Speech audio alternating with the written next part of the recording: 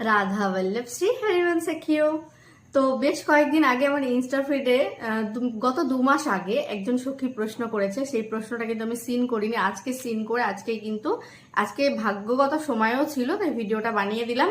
সখী প্রশ্ন করেছে যে আমাদের সদ্গুরুদেব ভগবান, তেনার কাছ থেকে দীক্ষা গ্রহণ করতে গেলে কি নিয়ম ধারণ করতে হবে। গুরুদেবের প্রবচনে সখী প্রভাবিত হয়েছে এবং সখী ঠিক করেছে যে আমি দীক্ষা নিলে ওনার কাছ থেকেই নেব। তো দেখো সখী, অবশ্যই তোমার এটা খুব ভালো প্রশ্ন যে নিয়মটা জেনে নেওয়া উচিত। তো প্রথমত একটা ভিডিওতে তো আমি এতটা নিয়ম এত কিছুর কথা বলতে পারবো না। তো সর্বপ্রথম তোমাকে নিয়ম ধারণ করো, তারপরে একটু একটু করে আমি পাট পাট করে ভিডিও নিয়ে আসবো। প্রথম নিয়ম, মাছ মাংস আমিষ আহার ত্যাগ করতে হবে, পেঁয়াজ রসুনও ত্যাগ করতে হবে। ধীরে ধীরে পেঁয়াজ রসুনটা তুমি ধীরে ধীরে ত্যাগ করো, অসুবিধে নেই, কিন্তু মাছ মাংস কিন্তু একদম ত্যাগ করতে হবে। আর পেঁয়াজ রসুনটাও চেষ্টা করো ছেড়ে দেওয়ার, কারণ শ্রীজিকে ভোগ লাগিয়ে তারপর পেতে হবে আমাদের। তো পেঁয়াজ রসুন আমরা খেলে কিন্তু শ্রীজিকে ভোগ দিতে পারবো না।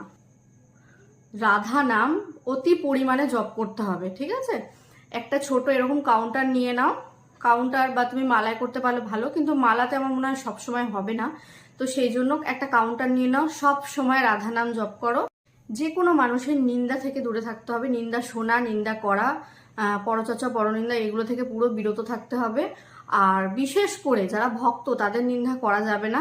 সে যেমনই ভক্ত হোক না কেন, সে তিলক কণ্ঠী যদি ধারণ করে থাকে তার নামে কোনো অপশব্দ বলা যাবে না, এগুলো খারাপ আলোচনা করা যাবে না।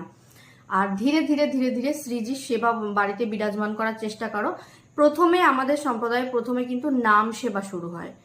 নাম সেবা, শ্রীজির রাধা লেখা বা রাধা মোহন লিখে নাম সেবা, প্রথমে যেহেতু নাম সেবা দিয়ে আমাদের শুরু হয়, প্রথমেই আমাদের বিগ্রহ সেবার অনুমতি নেই। নাম সেবা করে আমাদের নিজেকে অভ্যস্ত করতে হবে। তারপর শ্রীজি লাডলিজুর কৃপায় কিন্তু এমনি শ্রীজি বাড়িতে বিরাজমান হয়ে যাবে সময় মতন। রাধা বল্লভ শ্রী হরিবংশ নামের 11টি মালা করতে হবে, 12টি পদ করে ডেলি 84জি পাঠ করতে হবে। আর একটা নিয়ম হচ্ছে, রাধা বল্লভ সম্প্রদায়ে কিন্তু গরুর ঘন্টার প্রয়োগ হয় না, নর্মাল প্লেন ঘন্টা প্রয়োগ হয়। যতটা পারবে ঘন্টা না বাজালেও চলবে, অসুবিধা নেই, কারণ আমাদের প্রিয়ালাল অতি সুকুমারী। বেশি একটা ঢং ঢঙে আওয়াজ শ্রীজি সেবায় করা যাবে না, ঠিক আছে? শঙ্খধ্বনি করা যাবে না, শঙ্খ আরতি করা যাবে না, তো এগুলো নিষেধ। আর কোনো রকম ব্রত কিন্তু হয় না এই সম্প্রদায়ে। বিশুদ্ধ প্রেম ভক্তি দিয়ে কিন্তু এই সম্প্রদায়ের উপাসনাটি করা হয়। এখানে শ্রীজি লালজুর 8 টাইম সেবা করা হয়। এই নিয়মগুলো ফলো করো প্রথম। এরপরে কিন্তু আরো কিছু আছে, সেগুলো নয় পরের ভিডিওতে বলবো, এক ভিডিওতে তো এত কিছু বলা সম্ভব হচ্ছে না।